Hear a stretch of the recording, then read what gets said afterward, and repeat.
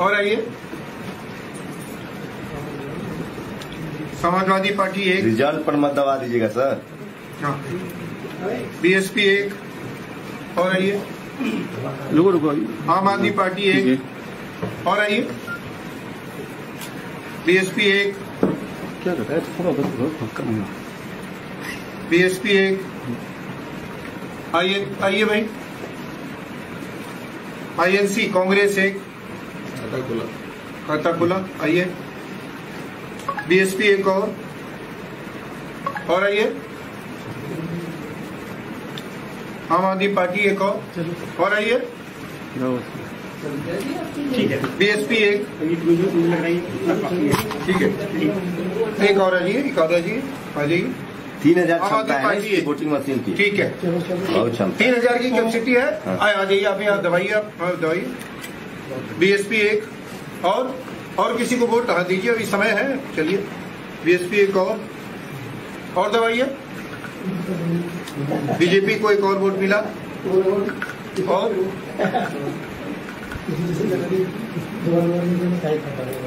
BSP को 1 और vote मिला। ठीक है सर, ठीक है सर, इनके साइड लगा दे, रोडबंदी करते बराबर। समाजवादी पार्टी को 1 और मिला। ठीक है, मजाक मत। टाइम अब ओवर हो गया वोटिंग का। टाइम ओवर हो गया वोटिंग का।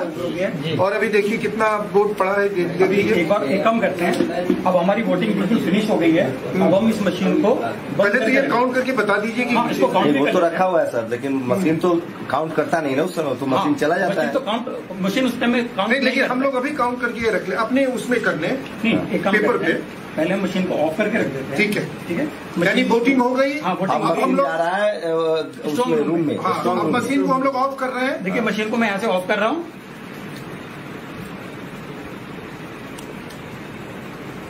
मशीन ऑफ हो गई। अब मैं इसकी बैटरी भी निकाल रहा हूँ। इसकी बैटरी भी निकाल रहे हैं, पूरी तरह से ऑफ कर रहे हैं इसको। निकालिए, मैंने इसकी बैटरी भी निकाल दी है। बैटरी भी निकाल दी। अब ये स्ट्रांग रूम में जा रही है। जाने के लिए बिल्कुल तैयार है। अब स्ट्रांग रूम में इसको ले गए, स्ट्रांग रूम में चला गया। अब हम वीवीपैट की पर्ची को गिन लेंगे। हाँ, वीवीपैट की पर्ची को गिन लीजिए।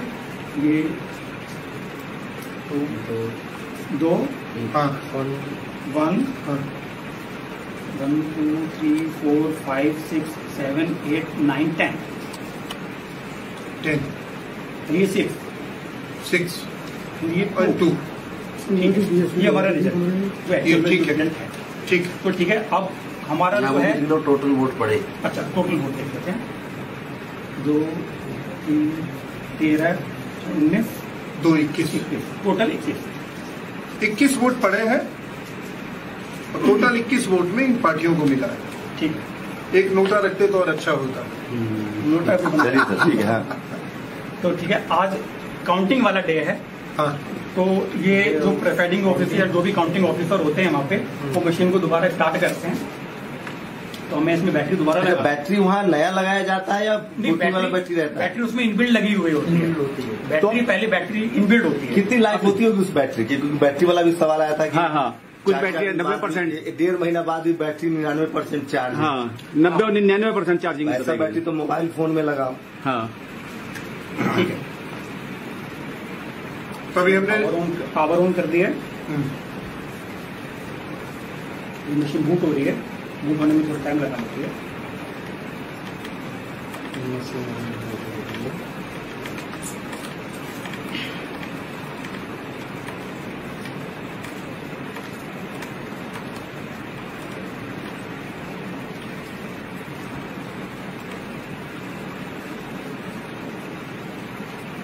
ठीक है, मशीन स्टार्ट हो चुकी है। मशीन स्टार्ट हो चुकी है। अब काउंटिंग हो रही है। मशीन के फाइनल काउंटिंग। मशीन के ऊपर एक मैसेज आ रहा है, press button T for result. ठीक है, अब हम रिजल्ट का बटन प्रेस करेंगे और फिर हम इसका रिजल्ट देखेंगे फाइनली क्या डिस्प्ले कर रहा है। रिजल्ट का बटन प्रेस करो। हाँ, रिजल्ट का देखिए, अब रिजल्ट का बटन दबा रहे हैं ये। अभी काउंटिंग हो गई फाइनल एक तरह से। अब ये दबा रहे हैं रिजल्ट का बटन। हाँ जी, अब आप वोटिंग देखिए क्या है, इसमें क्या रिजल्ट शो हो रहा है। अब देखिए इसमें क्या आ रहा है। बीजेपी 10, बीजेपी 10, कांग्रेस 1, बीएसपी 2, आप 6, एसपी 2। उलट गया ना, बीजेपी बीएसपी का उलट गया। यानी कि बीएसपी के जो सारे वोट हैं, उस वोट में कितने वोट 8 वोट यहाँ शिफ्ट हो गए।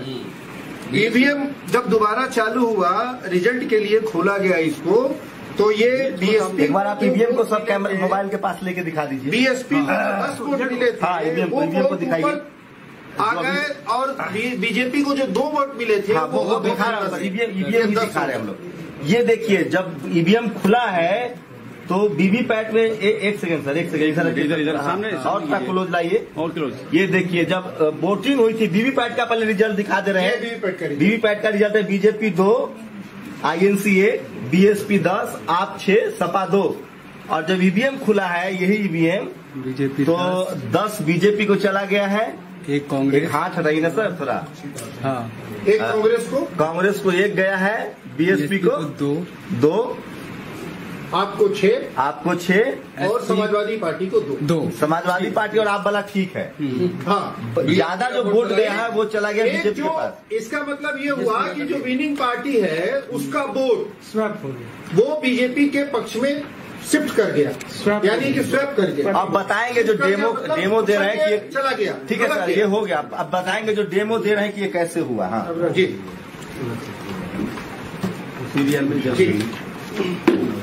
अब ये बताइए, ये चमत्कार हुआ कैसे? बताते हैं सर। एक्चुअली जैसे जैसे टेक्नोलॉजी एडवांस हो रही है और वैसे वैसे टेक्नोलॉजी का दुरुपयोग होने के चांसेस भी बढ़ रहे हैं। अगर टेक्नोलॉजी एक अच्छी चीज के लिए बनी है तो उसका दुरुपयोग इतनी बुरी तरीके से हो सकता है कि वो डिस्ट्रक्टिव हो सकता है। जैसे फॉर एग्जाम्पल, अगर हम परमाणु ऊर्जा का देखें, अगर हम परमाणु ऊर्जा को यूज करें तो उसका एटम बम भी बन सकता है और उसका पावर न्यूक्लियर रिएक्टर भी बन सकता है।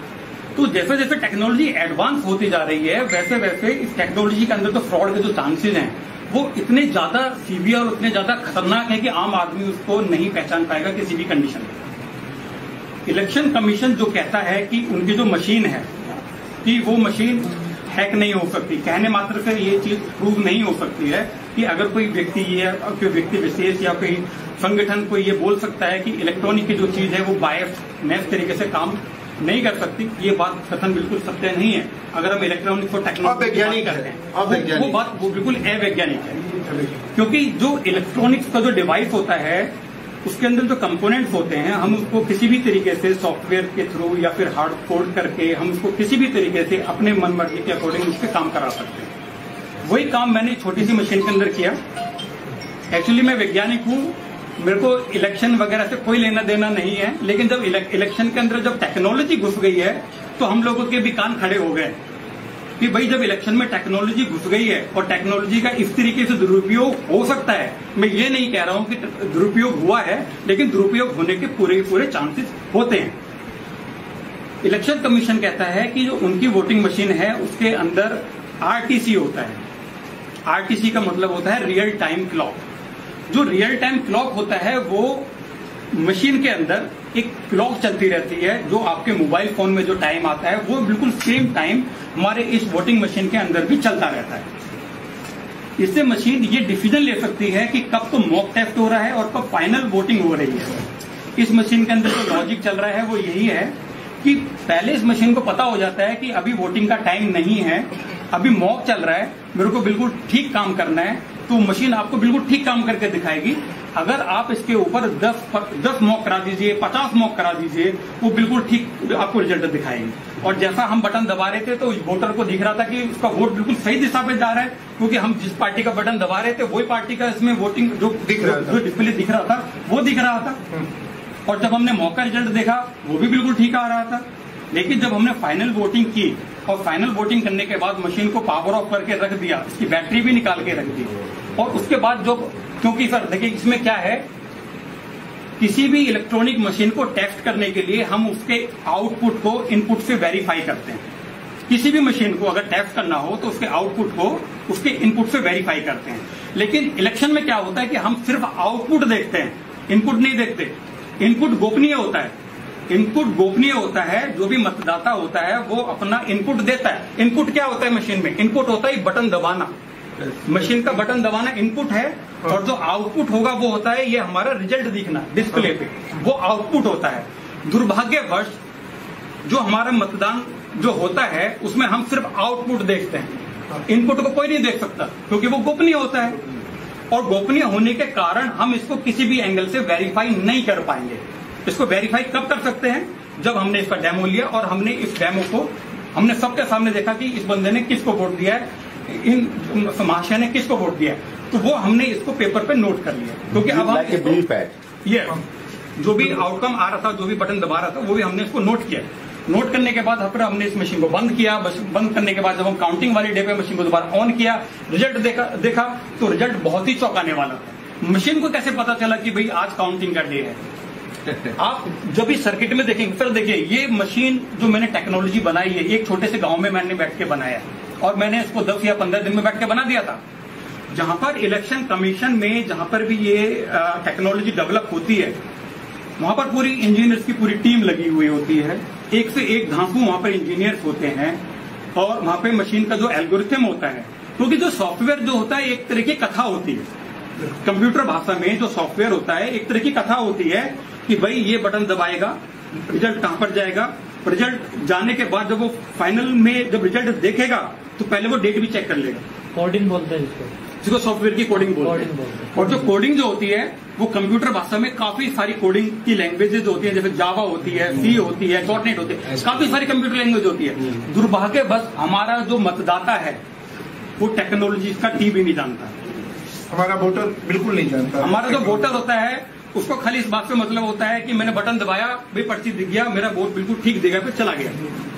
लेकिन फाइनली वो वोट कहां पर जाके स्टोर हो रहा है मेमोरी के अंदर, उसको वो कोई नहीं देख सकता। और दूसरी बड़ी बात, ये जो इलेक्ट्रिक वोटिंग मशीन होती है, जो इसका डेटा होता है वो डिजिटल डेटा होता है।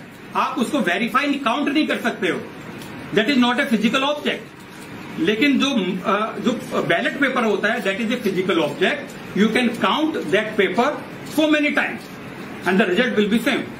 अगर आपने उस मत पेटी को 1000 बार भी आप उसके पर्चियों को गिनोगे तो 1000 बार भी अगर उसमें 800 वोट डला हुआ है तो उसमें 800 ही शो करेगा। लेकिन जो ये इलेक्ट्रॉनिक जो सिस्टम है, इसका जो डेटा होता है वो बाइनरी फॉर्म में होता है। आम आदमी तो बात छोड़ो, उसमें जो इंजीनियर होता है वो भी नहीं गिन पाएगा, क्योंकि जो डेटा होता है वो बाइनरी फॉर्म में होता है। बाइनरी फॉर्म में खाली उसको कंप्यूटर ही रीड कर सकता है, आम आदमी या इंजीनियर भी उसको रीड नहीं कर पाएगा। ठीक है। दूसरी बात, अब मैंने आपको बताया था कि ये जो इलेक्ट्रॉनिक्स जो सर्किट है इसमें एक आरटीसी मॉड्यूल होता है जो सबसे खतरनाक है। वही बताता है कि कौन सा है वो, कौन सा? देखिए ये मशीन में एक छोटी सी चिप लगी हुई है। हाँ। इसके अंदर क्लॉक चलती रहती है। हाँ। और इसके अंदर खुद इनबिल्ट इसकी खुद की बैटरी होती है। अच्छा। अगर मैं इस बैटरी को निकाल भी देता हूं तो आप इसमें देखिए एक छोटा सा सेल लगा हुआ है, छोटा सा सेल लगा हुआ है। ये जो आरटीसी मॉड्यूल होता है ये सभी डेस्कटॉप में होता है। सभी जितने भी इलेक्ट्रॉनिक डिवाइस जो तारीख पे रियल टाइम में काम करते हैं उसका सभी पे लगा हुआ होता है। तो बस ये छोटा सा लॉजिक वाला मैंने जो बनाया ये प्रूव करने के लिए कि भाई जो इलेक्ट्रॉनिक्स है, ये जो सॉफ्टवेयर का जो ये भी एक तरह का इलेक्ट्रॉनिक्स का यंत्र है, हम इसको जैसे प्रोग्राम कर देंगे ये वैसे काम करेगा। यानी कि आपके ऊपर डिपेंड करता है कि आप कैसा रिजल्ट चाहते हैं। Yes. वैसा इसको बना सकते हैं। बड़ी आसानी से बना सकते है, मतलब जैसा हम रिजल्ट चाहेंगे वैसा इसको बना सकते हैं। हम ये भी चाह सकते हैं कि भाई मुझको उस वाले इलाके से हारना है, हाँ, वो भी बना सकते हैं। वो भी बना सकते हैं। हाँ, वाह। नंबर 2 यानी जीतने का भी बना सकते हो, हारने का भी बना नंबर सकते 2 हो। कौन आएगा? नंबर वो भी बना सकते हैं। और नंबर 1 मेरे किसको पास आना है, नंबर नंबर 2 2 किसको आना है। बल्कि अगर मैं इसके एडवांस लेवल में जाऊं तो मैं 100 मीटर दूर बैठ के अपने मोबाइल पे ये देख सकता हूं रियल टाइम में कि एक पार्टी को कितने वोट डल रहे हैं। और ये भी हो सकता है कि जैसे मान लीजिए कि 540 लोकसभा की सीट है जी, तो हमने कहा कि सोचा कि 400 में ही यही मशीन का जो काम है जी, जी। ये 400 में ही 400 इलाके में ही करते हैं, क्षेत्र में ही करते हैं। ठीक है। 140 में हम ईमानदार दिखने की कोशिश करते हैं Yes. कि वहाँ वोटिंग बहुत फेयर हुई है, ऐसा भी हो सकता है। सर देखिए सर ये पॉलिटिकल क्वेश्चन है, इस पे मैं कोई कमेंट नहीं करूंगा।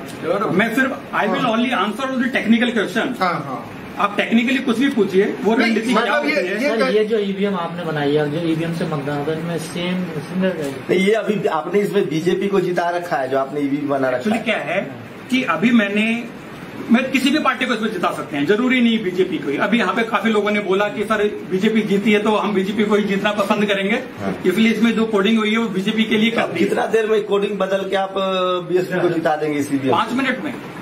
5 मिनट अभी करेंगे, जीत जाएगी बीएसपी। एक ही सवाल है कि ये जो मशीन है 5 मिनट में बीजेपी के बाद बीएसपी को जीता। इनके पास लाखों मशीन है, जी जी तो ये मैन्युफैक्चर करते समय ये एडजस्ट करते हैं।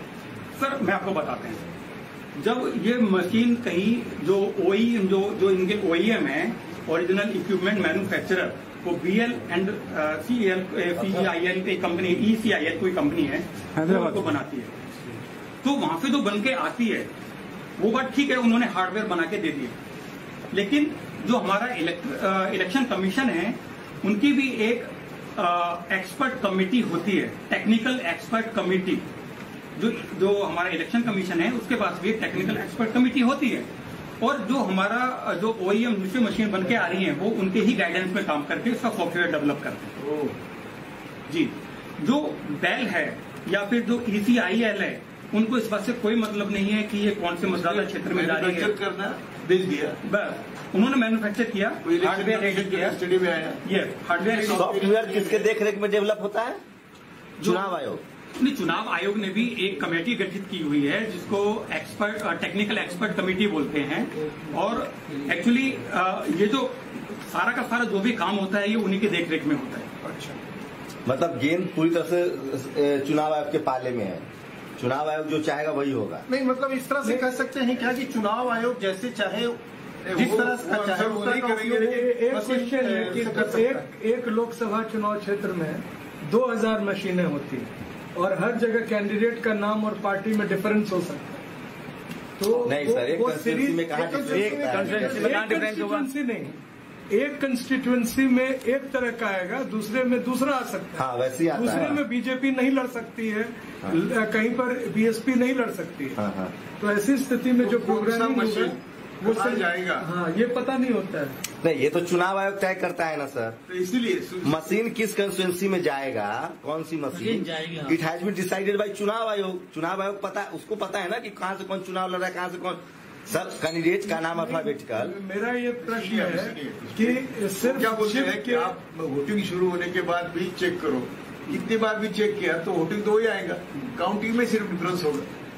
नहीं सूरज सर, आप जो कह रहे हैं ईवीएम मशीन चुनाव आयोग ही तय करता है कि कौन मशीन कहाँ जाएगी, कौन टीम कहाँ जाएगी, अल्फाबेटिकल नाम सारा चीज चुनाव आयोग तय करता है। ये इसको क्या चुनाव चिन्ह देना? हाँ, चुनाव चिन्ह तय करता है, अल्फाबेटिकल नाम तय कर। जैसे आपका नाम अजय सिंह है और आप निर्दलीय हैं, तो आजकल क्या कर दिया है कि पॉलिटिकल पार्टी के ऊपर रखते हैं, अल्फाबेटिकल नहीं भी आ रहा है तो भी जो पॉलिटिकल पार्टी है उसको, इंडिपेंडेंट को फिर नीचे रखते हैं। एक सवाल टेक्नोलॉजी से, जो सोर्स से चिप आया है उस सोर्स में बैठे बैठे उस नंबर से अगर वो मुझे पता हो कि उस चुनाव क्षेत्र में गया है, क्या वहीं से ऐसा कुछ हो हो सकता है? हाँ। सर देखिए, ये मशीन जो है ना, आप इसको वर्ल्ड के किसी भी कोने से बैठ के मैनिपुलेट कर सकते हैं। आज दूसरी बात में एक बात बहुत इंपॉर्टेंट है वो बताना चाहता हूँ।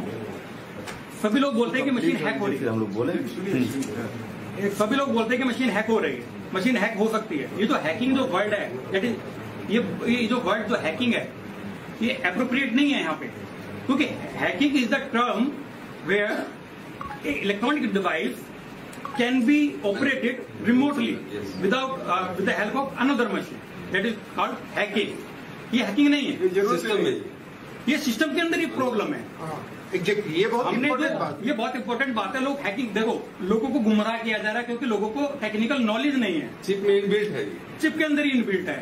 हमने मशीन को ही ऐसा डेवलप किया है कि भैया टाइम के हिसाब से काम कर सकती है, तो हमें हैकिंग। मान लिया मैं चुनाव आयोग का प्रमुख हूँ, मैं अपने हिसाब से अपने इंजीनियर को कहूंगा कि मुझे इस पार्टी के फेवर में ऐसा चिप डेवलप करके, सॉफ्टवेयर डेवलप करके दे दो, वो दे देगा। जो डेवलप कर रहा है, मान लिया कल मेरी सरकार हो जाए, लेकिन वो ये भी बोलेगा कि अगर मॉक में अगर गलती पकड़ी गई तो मैं तेरे को हाँ, वो तो मैं इंजीनियर बोलेगा सर आप चिंता मत करो, मैं ऐसा मशीन बनाऊंगा कि मॉक में क्या आप फटाफट भी मॉक इसमें दे दोगे, मशीन बिल्कुल ठीक काम करेगी।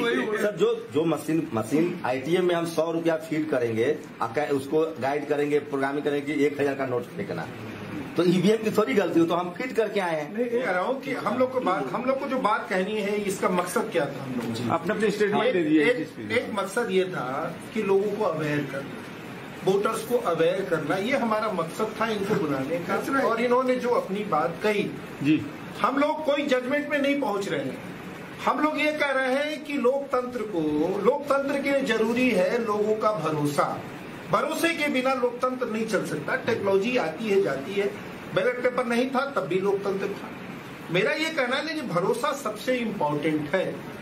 अगर वोटरों में ये भरोसा नहीं है तो ये जिम्मेवारी है चुनाव आयोग की कि वो वोटरों में भरोसा पैदा करे। सर 1-2 साल हम लोग का हो जाने वोटरों में एक भरोसा पैदा करे कि आप लोकतंत्र पे इसीलिए विश्वास कीजिए कि जो कुछ भी हुआ है और जो कुछ भी सवाल आपके सामने आ रहे हैं वो सब दुरुस्त है, उसको फिर साइंटिफिकली आके बात। आप अपने सवाल लेके बात जल्दी सवाल के फॉर्म में सवाल ले जाए तो क्या लग रहा है आपको कि ये जो आपने ईवीएम बनाया है और ये इसी पैटर्न पे वो ईवीएम भी काम करता है, क्योंकि आप बेल में काम भी कर चुके हैं? सर देखिए, एक ईवीएम तो मशीन होती है, जरूरी नहीं कि मैंने जिस टेक्नोलॉजी को यूज करके इसमें ईवीएम बनाया है या जो कोड मैंने इसमें लिखा है, जरूरी नहीं कि वो उसी कोड पे काम करता हो।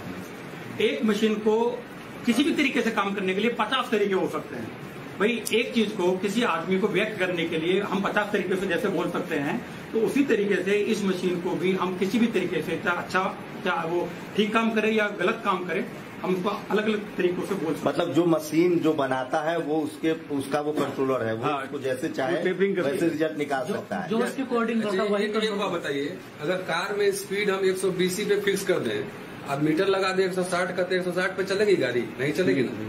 प्रोग्रामिंग होता है ना, टेक्नोलॉजी कॉमन सेंस हम कह रहे हैं। I am not a scientist, I am historian. तो मुझे लगता है कि वो सब प्रोग्रामिंग का मसला है। मेरा निवेदन था कि यहाँ जो बैठे हैं उनसे व्यूज हमारे बीच जो समाज कल्याण मंत्री राजेंद्रपाल गौतम जी, अभी आपके सामने जो ईवीएम मशीन का डेमो किया गया है, तो इस बारे में क्या कहना चाहेंगे? अभी जो आपके सामने हकीकत डेमो हुआ है, मैं इसको ईयरफोन दे दीजिए दादा। कोई नहीं, उधर रखो। मैं सच में इससे बहुत ज्यादा चिंतित हूँ। हम लोग बार बार कह रहे हैं कि ईवीएम में गड़बड़ हो सकती है जी। सौरभ भारद्वाज जी ने विधानसभा के अंदर बाकायदा करके दिखाया और आज आपने भी इसको करके दिखाया। मैं ये कहना चाहता हूँ कि एक आम व्यक्ति को प्रजातंत्र में कम से कम ये भरोसा देने की जिम्मेदारी इलेक्शन कमीशन ऑफ इंडिया की है कि उसको ये भरोसा होना चाहिए वो जिस भी पार्टी को वोट देना चाहता है उसका वोट उसी पार्टी को जा रहा है। आज इसको देख के ऐसा लग रहा है कि इससे ईवीएम से लोगों का भरोसा उठ जाएगा और कोई भी मतलब पार्टी का अध्यक्ष अगर ये कह रहा है हम 300 प्लस सीट लाएंगे और बड़े कॉन्फिडेंस के साथ कह रहा है और उसके बाद उतना ही रिजल्ट आता है जितना बोला जा रहा है जी जी, तो इससे उस बात को और भी ज्यादा बल मिलता है। और तीसरा बल इसलिए भी मिलता है, जब भी चुनाव होते आए हैं, रिजल्ट आने के बाद देश में एक अजीब खुशी का माहौल होता है। इस बार पहली बार ऐसा हुआ है कि देश में रिजल्ट आने के बाद मातम सा देखने को मिल रहा है, लोगों के चेहरे पे कोई खुशी नहीं है। और तो और जिस पार्टी ने चुनाव जीता है उस पार्टी के चेहरे पे भी वो खुशी नजर नहीं आ रही है। तो इससे संदेह पैदा हो रहा है। हम माननीय इलेक्शन कमीशन ऑफ इंडिया से निवेदन करना चाहते हैं कि आप जनता का भरोसा वापस लाइए। जनता का भरोसा इससे उठ रहा है ईवीएम से, आप बैलेट पेपर वापस लाइए और आगे के भविष्य के चुनाव बैलेट पेपर से कराइए। क्योंकि जो भारत से कई गुना ज्यादा डेवलप्ड कंट्रीज हैं जिन्होंने इस तरह की मशीनों को बनाया है, वो भी इन ईवीएम पे भरोसा नहीं करते। उन्होंने अपनी ईवीएम को हटा के बैलेट पेपर को वहां पे वापस लेके आए हैं। और यहाँ तक कि जर्मनी में तो केवल 2 वोटर कोड गए और 2 वोटर को भी भरोसा वापस देने के लिए उन्होंने बैलेट पेपर वहां कंपलसरी कर दिया और ईवीएम को हटा दिया। लेकिन मंत्री जी 8 तारीख को हम लोग एक सांकेतिक कैंडल मार्च निकाल रहे हैं दिल्ली यूनिवर्सिटी के अंदर शाम को लगभग 6 बजे। और बाकी पूरे देश में हमने सबसे आह्वान किया है कि सब लोग अपने अपने बैनर तले अपनी बैनर के माध्यम से इसी तरह कैंडल मार्च निकालें, ताकि कम से कम एक आवाज बुलंद हो और इलेक्शन कमीशन के कानून तक ये बात पहुंचे कि देश में जनता प्रजातंत्र के अंदर आज ईवीएम पे भरोसा नहीं कर रही है और उन्हें ये विश्वास नहीं हो रहा है कि वो जहां वोट देना चाहते हैं वहां वोट जा रहा है। इसलिए ये आपकी जिम्मेदारी है, आप उनके विश्वास को वापस लौटाइए और उसको बैलेट पेपर से भविष्य के सारे चुनाव करवाइए। जस्टिस पाटिल साहब, आप क्या कहना चाहेंगे? 2010 में ये तो सर अभी करंट अफेयर्स की बात करें, अभी आपसे यही बोल रहा हूँ कि ये मशीन मैनेज होता है, इसकी खोज 2010 से मोदी कर रहे हैं। उन्होंने अनुपम सराफ और नलपत उनको एडवाइजर करके बुलाया था और उन्होंने खुद लिखा है कि हम गए, हमने बताया जैसा आपने अभी बताया वैसा उन्होंने बताया। वो तो सराफ मुझे मेरे सामने आपका आधार कार्ड भी बदल सकता है, बदल देता है हमको पुणे में। वो गए थे, उन्होंने सलाह लिया, यानी मालूम हुआ कि पानी मैनेज होता है, उसके बाद सुब्रमण्यम स्वामी बोलता है 2014 में कि मशीन तो मैनेज हुआ है, लेकिन वो मोदी की वेव थी, उस मशीन से टिकट आई है। इसलिए वो सुब्रमण्यम स्वामी और मैं खुद भी पिटिशनर था सुप्रीम कोर्ट में, मैंने भी पिटिशन किया था सुप्रीम कोर्ट। सुब्रमण्यम स्वामी का अलग था, मेरा अलग था, और तब सुप्रीम कोर्ट ने खुद ऑब्जर्व किया है कि ये पिटिशन, ये मशीन रिलायबल नहीं है, and therefore it should be verified. वो जो वोट करता है उसको मालूम होना चाहिए कि हम किसको वोट दिया, इसलिए वो वीवीपीएटी की तरतूद करने को सुप्रीम कोर्ट ने ऑर्डर दिया था। इलेक्शन कमीशन ने खुद प्राइम मिनिस्टर को लिखने के बावजूद भी इसके लिए पैसे नहीं मिले, बाद में जब मिले तो अभी आप देख रहे हैं कि नाम भी आता है तो भी वोट दूसरे को जाता है। और ये मध्य प्रदेश के एक कलेक्टर ने दिखाया था टीवी पर कि देखो वीवीपैट भी है, वीवीपैट बटन दबाया, वीवीपैट आ गया, वो दूसरे का आता है। ये नहीं, दूसरे वीवीपैट अपने हाथ में है, उसका बीजेपी को वोट गया, लेकिन जाता है दूसरे को, ये दिखाया उधर मध्य प्रदेश में भी।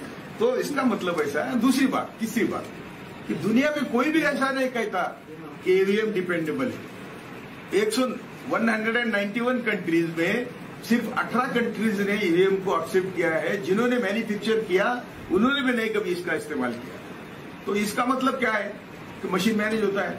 और हम थोड़े आगे जाके कहते हैं कि मैं जस्टिस कृष्णायर और जस्टिस सावंत का शिष्य हूँ। उन्होंने वहां जाके इन्वेस्टिगेशन किया था। 5 साल में जितना मोदी ने झूठ किया है, 10 साल में वहां और 5 साल में यहाँ, तो ये मशीन जब मैनेज होता है तो मोदी शाह जैसे आदमी मशीन की पूजा करेंगे या मैनेज करेंगे? तो मैनेज तो किया है। इसलिए हम कहते हैं कि ये इलेक्शन नहीं है, ये फक्त ईवीएम सरकार है, ये चुनी हुई सरकार नहीं है। आपका क्या आंदोलन है? हम सामने शुरू किया है, आंदोलन शुरू किया हमने 30 मई से 30 मई से, और मुंबई में किया। 8 जून को हम सब देश भर में कैंडल मार्च में भाग लेने वाले हैं। और कल भी मैं ईवीएम के खिलाफ में हरियाणा में जा रहा हूँ। हरियाणा में हम मीटिंग रखी है कल। मैं देश भर में मीटिंग ले रहा हूँ। ये जो आपका जो कहना है कि हम क्यों कर रहे हैं, हमको मालूम है कि हमारी शत्रु इतना बलाढ्य है, तो भी हमको लड़ना तो हमारा काम है। जब मैंने मोदी चुन के आया तो मैंने लिखा है मेरे फेसबुक पर कि मेरे जैसे संघर्ष करने वाले को ये काम करने की संधि है। हमारा संघर्ष में जीवन है, इसलिए हम काम करते हैं, ना हमको किसी को दिखाना है। तो ये मैंने अमित शाह होम मिनिस्टर होने के बाद भी मैंने लिखा है कि यदि मैं मरा तो होम मिनिस्टर ने मारा, इसका कंक्लूजन एक ही हो सकता है, क्योंकि उन्होंने गुजरात में ऐसे लोग मारे हैं, सोहरावर्दी मारा तो प्रजापति मारा, जितने भी मारे हैं, इशरत जहां मारा, इन्होंने हुक्म दे के मारे हैं। एटीएस प्रमुख कहता है ये मुझे घर पे बुलाते थे कि इसको मारो उसको मारो। तो मैंने उनको कहा कि मैं मोदी शाह के सर्विस में नहीं हूं, मैं इंडियन पुलिस सर्विस में हूं, तो आपका मैं मानूंगा नहीं। यहां तक इनकी जो जिस हद तक जाने वाले लोग हैं, ये सत्ता पर बैठ के क्या करेंगे? तो मशीन मैनेज हुए, ये हमारा कहना है। इसके पीछे एक इम्पोर्टेंट पॉइंट है जो हाईलाइट करना चाह रहे थे, जिसका प्रोटेस्ट 8 जून को हम लोगों ने रखा है। पॉइंट ये है कि ये 21वीं सदी की बूथ कैप्चरिंग है, कि 20th सेंचुरी में बूथ कैप्चर करते थे लोग, और खास तौर से वैसे समय में कि जबकि दलित बहुजन थोड़ा सा वोट देने के लिए कोशिश कर रहे थे। जब से इनमें चेतना जगी है कि भाई ईवीएम की लीला तभी शुरू हुई है जब से यहाँ के मासेस, जो दलित, बैकवर्ड्स, ट्राइबल्स, विमेन, माइनॉरिटीज के लोग बूथ पर जाके पहरुआ की तरह अपने वोट डालने के लिए जब सचेत हुए हैं, तभी से ईवीएम लीला शुरू हुई है। इसलिए इस बात को समझना है कि ये वोट की पूरी लूट है एक तरीके से। भाई आप अमेरिका, जापान, जर्मनी से टेक्नोलॉजी बोरो करते हैं, आपसे नहीं कोई बोरो करता है, आपसे चीप लेबर सिर्फ लेता है वहां की इंडस्ट्री के लिए। तो उन देशों में जब ईवीएम से इलेक्शन नहीं हो रहा है, तो इसमें अगर आप देखेंगे तो ईवीएम के समर्थक वही लोग मिलेंगे जिनके बाप और दादा बूथ लूटते थे, जिनके बाप और दादा दलित पिछड़ों को बूथ पे नहीं जाने देते थे, उनका वोट खुद ही जाके डाल आते थे। इसीलिए वोट हमारा कॉन्स्टिट्यूशनल राइट है, और कॉन्स्टिट्यूशनल राइट है तो उसको देने की शैली क्या होगी, विधि क्या होगी, उसमें भी हमारा हक है।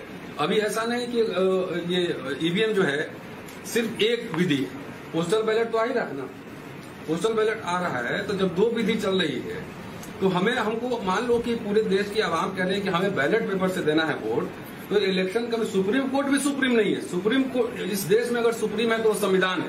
जब संविधान में कहीं प्रावधान था कि ईवीएम से चुनाव होगा, एक आदमी एक वोट सबसे बड़ा अधिकार था, तो जो सबसे बड़ा कॉन्स्टिट्यूशनल राइट है उसकी डकैती हो रही है, ऐसा हम लोग को लगता है।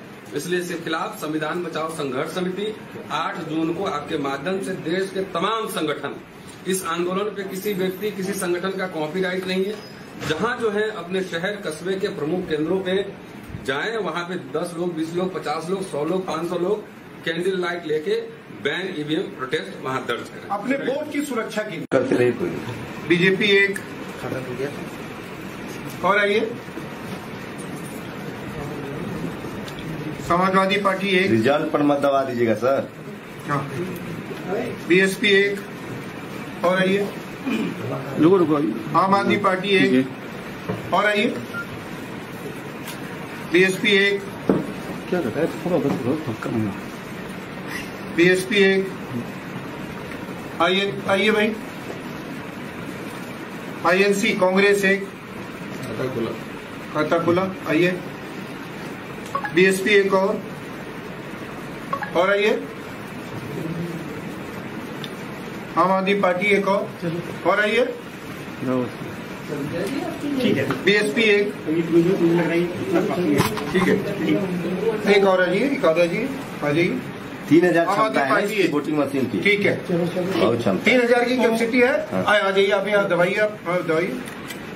बीएसपी एक और किसी को वोट कहा दीजिए, अभी समय है, चलिए। बीएसपी एक और दवाइए। बीजेपी को एक और वोट मिला और